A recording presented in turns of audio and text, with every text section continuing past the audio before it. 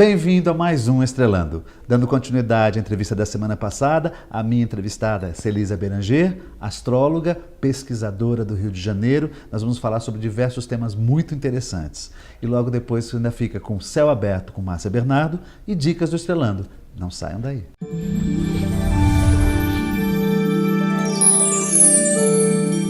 Aqui ao meu lado, Celisa Beranger. Como já dito no primeiro programa, ela que é do signo de Câncer, tem um ascendente em Capricórnio e a lua no signo de Escorpião.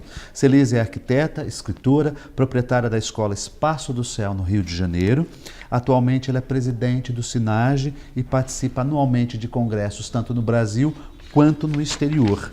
Não é isso? Celisa é uma grande pesquisadora e nós vamos dar continuidade. Lembrando que nós estamos gravando aqui na Escola Gaia durante o evento 17º Encontro Anual de Astrologia, promovido pela Escola Gaia em São Paulo, aqui do nosso amigo Robson Papaléu. E nós vamos dar continuidade à entrevista falando sobre o 13º signo. Pois é. Há quantos anos você me escuta falar como eu que a astrologia está errada? Há 20 anos, volta e meia, essa história retorna, dizendo que a astrologia está errada porque ignora o signo de Ofiucus. Ofiucus não é um signo, é uma constelação. Sim. Na verdade, ele não fez parte das constelações que foram definidas como na faixa do zodíaco, que deram origem aos signos, embora nunca tivessem coincidido. Porque cada constelação é de um tamanho e os signos são todos iguais. Mas os astrônomos, de 20 anos para cá, resolveram considerar que o Sol passa 7 dias na constelação de Escorpião e 23 na de Ofiucus. Se a gente olhar o céu, Escorpião ele tem uma ponta na eclíptica e Ofiucus tem um pé na eclíptica. Então, na eclíptica mesmo, que é o caminho aparente do Sol, todos os dois têm uma estrela lá, mas nenhum está exatamente na eclíptica. Quer dizer, Escorpião está para baixo e Ofiucus está para cima. É uma questão de observar, mas isso é constelação. Não tem nada a ver com o signo. Não existe qualquer possibilidade de um 13º signo na astrologia tropical, porque ela é baseada nos pontos dos equinócios, dos solstícios, que a gente chama 0 de Áries, 0 de Câncer, 0 de Libra e 0 de Capricórnio, e que coincide quando o Sol entra nesses pontos com a mudança de estação. Então ela é o que a gente diz uma astrologia tropical e natural. E, na verdade, a partir desses pontos, você vai ter cada trecho dividido por 3, vão entrar mais 3 signos. Sim. Então, ela é matemática, intelectual, virtual. É a primeira criação do homem. Então, não tem como botar mais nada ali.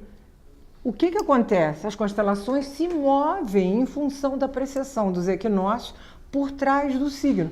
Por exemplo, se a gente tinha em 5.600 a.C., a constelação de Gêmeos. Por volta de 4.000, era a constelação de Touro. Por volta de 1.500, a constelação de Áries.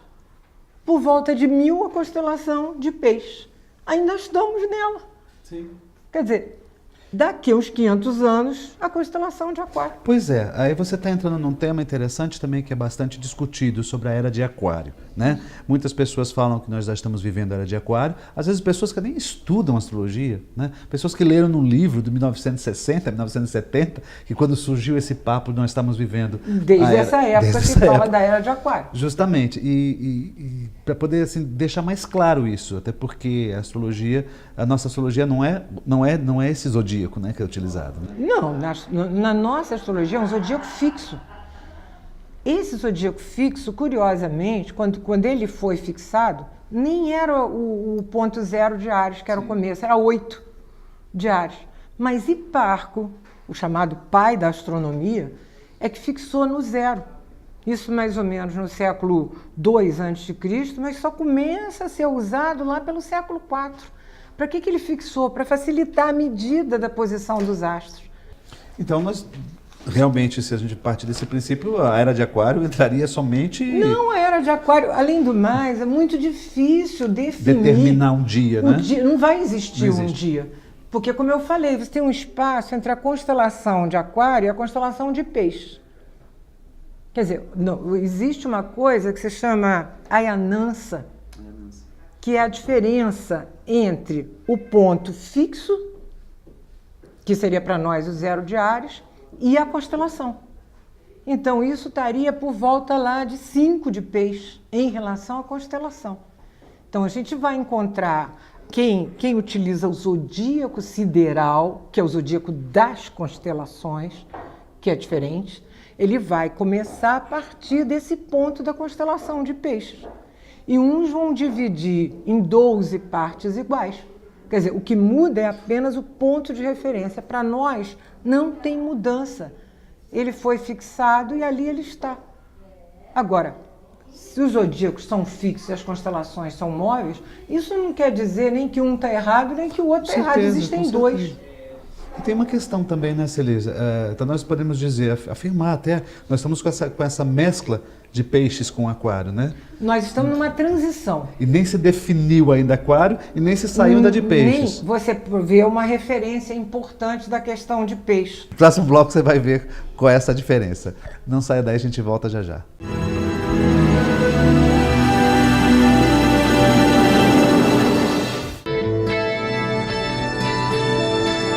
Apoio. Euro Materiais para Construção e Reforma. Praça dos Andradas 110, em Santos.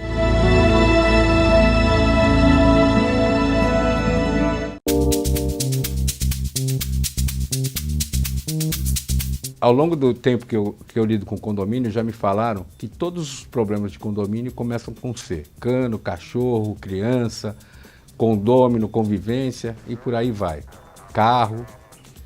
Na verdade, esse é o maior problema que tem o condomínio, a convivência, você ter os seus direitos e as suas obrigações respeitando o próximo. Então, a nossa orientação lá no sindicato é de que você, antes de começar uma demanda, uma briga ou uma situação inconveniente, tanto para você como para o seu vizinho, leia a convenção, consulte o regulamento interno, verifique os seus limites dentro do condomínio para que haja maior harmonização.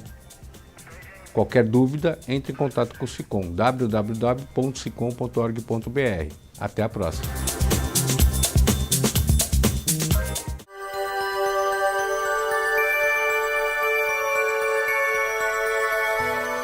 Olá, eu sou Andréa Willens, terapeuta holística, e hoje eu vou passar para vocês um pouco sobre o meu trabalho. Eu atuo com diversas técnicas vibracionais, dentre elas os florais da Amazônia, que vem auxiliando muitos meus pacientes devido à vasta gama da nossa mãe natureza. Além dos florais, estudando meus pacientes caso a caso, tenho percebido neles melhoras surpreendentes em função do auxílio dos elfos e dos amigos das matas, os quais me possibilitam encontrar em meio às matas as essências das ervas que são encontradas especialmente para cada paciente, as quais são projetadas em forma de energia sobre os seus corpos físico, mental, emocional e espiritual. Espero que você tenha gostado dessa dica e estou à sua disposição. Muita paz e muita luz a todos vocês.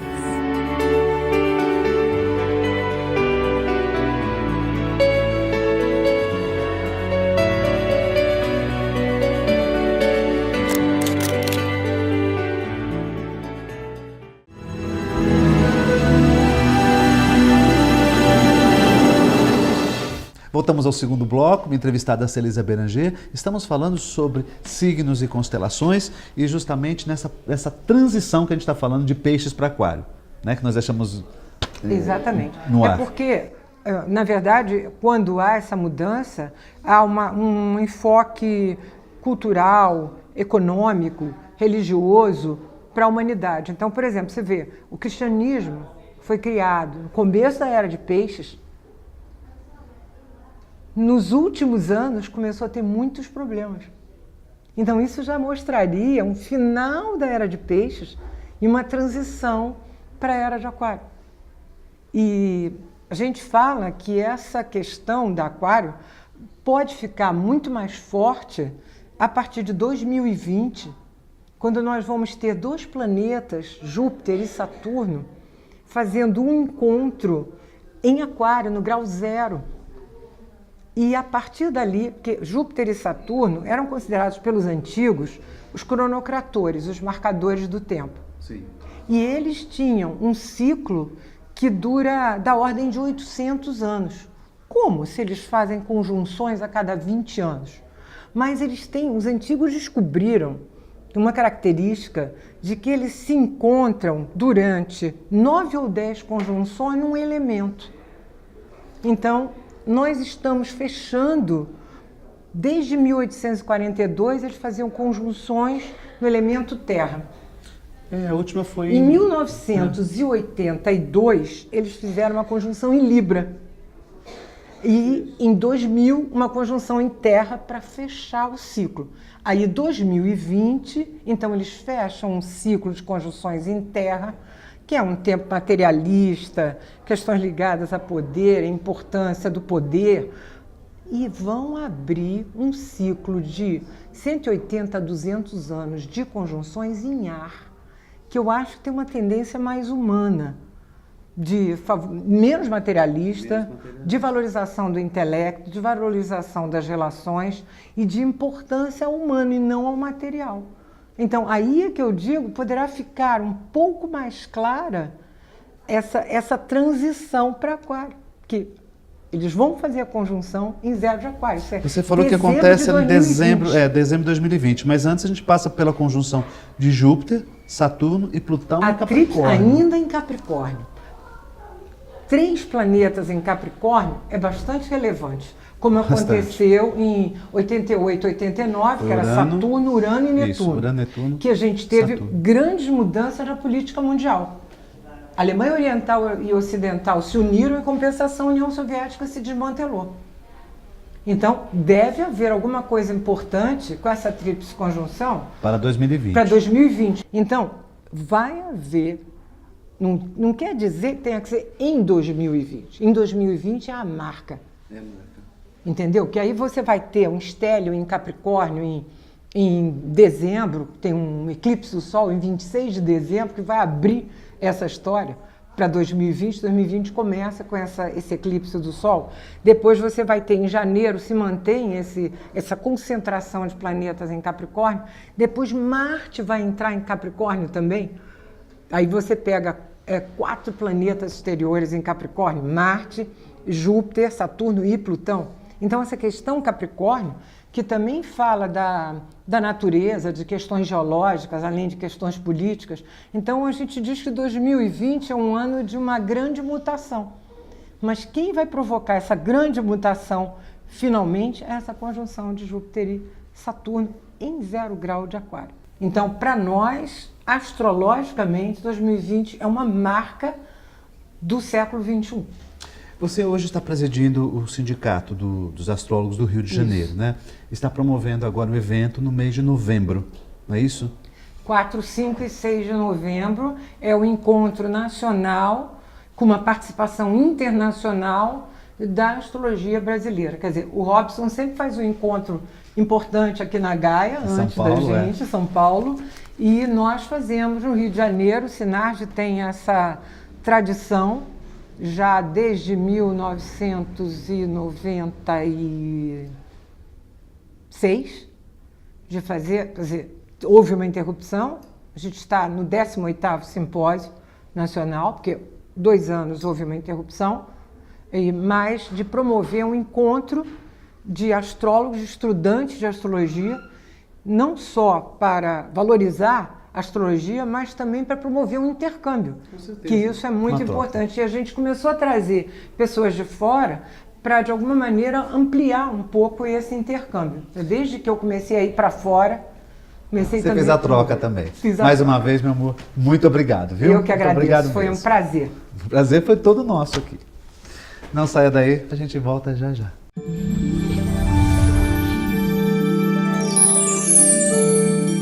Nesta semana, temos uma bela relação no céu.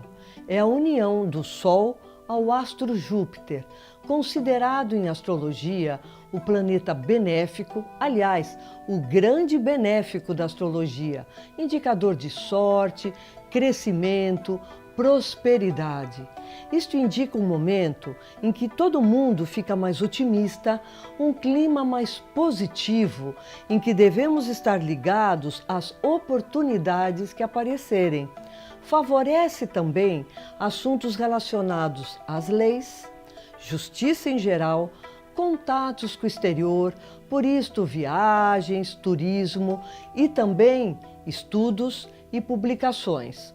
Por estar no signo de Libra, que é um signo do elemento ar, tende a trazer um pouco mais de sorte também para Gêmeos e Aquário e, claro, para Libra.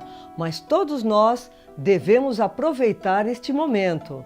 O Estrelando está terminando e a mensagem final fica por conta da entrevistada da Celisa Beranger. A minha mensagem é sugerir que as pessoas olhem para o céu. Na verdade, a gente fala que planeta não pisca, estrela pisca. E principalmente quando a Lua está junto de um planeta, é uma grande oportunidade de observar o planeta. Isso é verdade. Muito obrigado, Celisa. Eu Muito que obrigado. agradeço. Uma ótima semana a todos.